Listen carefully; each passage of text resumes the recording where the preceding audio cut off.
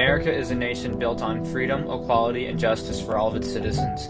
Yet in 1942, those very ideals were tested by fear and uncertainty that swept across the country.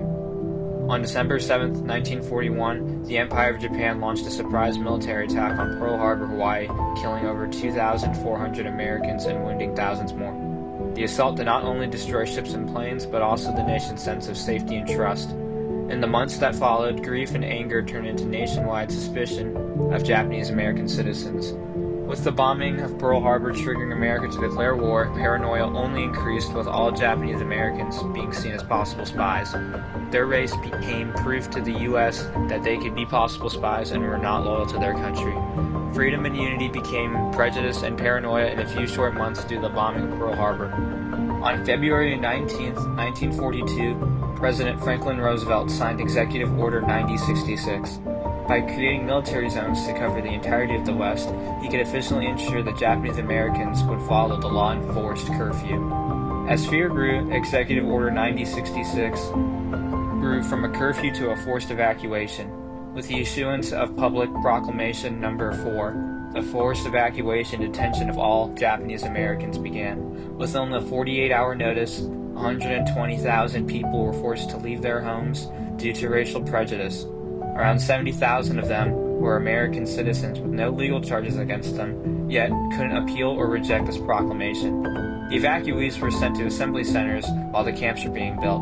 These assembly centers were hastily done and had previously been places like racetracks or fairgrounds. Living conditions were bad, with families being housed in places like horse stalls. These centers were overcrowded and unsanitary. These people were forced to leave their homes and all they knew in months. Roosevelt stripped 120,000 innocent people of their freedom solely because of their ethnicity.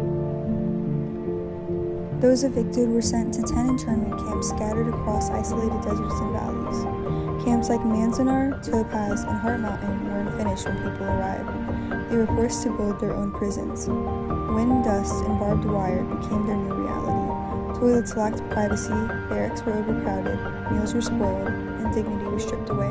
Life felt hopeless. Similar to the Nazis in Germany, every person was assigned a number and referred to that instead of their name. All meals were served in a communal mess hall that often did not have the space needed for most people to feed.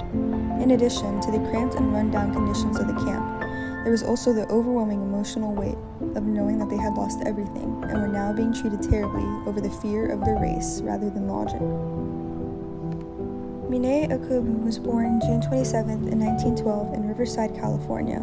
She earned a degree in fine arts from the University of Berkeley and worked as an artist across the U.S. and Europe. She had even worked in the federal arts program prior to her internment. After the attack on Pearl Harbor and the passing of Executive Order 9066, Okubo and her younger brother were removed from their home in California and sent to the Tanforan Assembly Center, a former racetrack, until May 42, where they were placed at the Topaz War Relocation Center. While interned, she made over 1,000 pieces of art, including drawings, sketches, and cartoons, depicting her feelings and everyday life at the camp.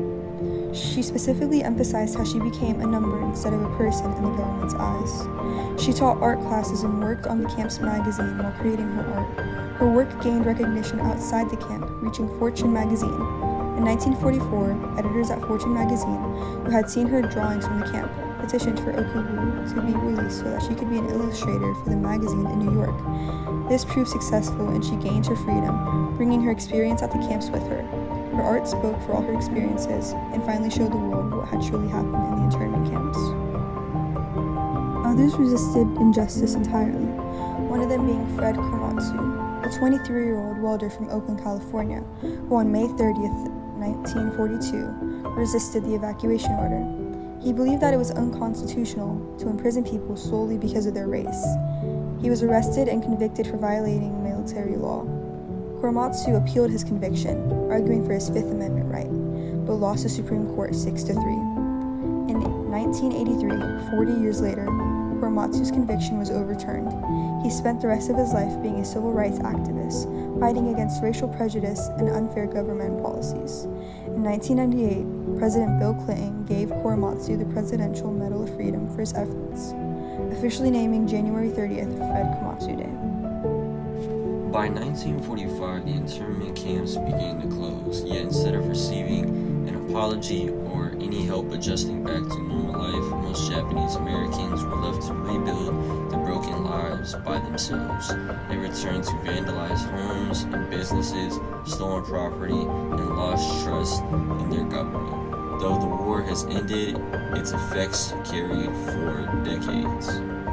In July of 1981, the Commission of Wartime Recollection and Internment of Civilians held hearings in the cities across the United States. More than 750 Japanese Americans finally had the chance to share their stories and describe their experiences in the camps. On February 24th of 1983, the Commission released its report, Personal Justice Denied, concluding that the internment was the result of racial prejudice, war hysteria, and a failure of political leadership. It was a long-needed acknowledgement that the imprisonment of Japanese Americans was a grave injustice for the U.S. government. After years of activism, justice slowly began to occur. The redress hearings from the 1970s gave survivors a platform to speak their truth. Later on August 10th of 1988, President Ronald Reagan signed the Civil Liberties Act, which formally apologized for the internment and gave authorized reparations, including $20,000 payments to each survivor. He also created a public education fund to ensure that an injustice wouldn't happen again. Behind the scenes, the newly established Office of Redress worked to locate and compensate survivors of the internment camps. More than 82,000 individuals received payments. Although no amount of money can make up for what these people went through, the redress movement demonstrated the U.S.'s ability to acknowledge the mistakes it made and its attempts to amend what it could. Legacy of the internment camps is both a warning and inspiration to future generations, showing how fear and mass hysteria can cause us to harm each other, and how even when we are wronged, we can rise above. From the reaction of fear and despair, to the revolution through resistance and resilience, to finally the reform and justice, the story of the internment camp shows us how we can learn from our mistakes and be better. The legacy of the internment camps serve as a warning to the future generations.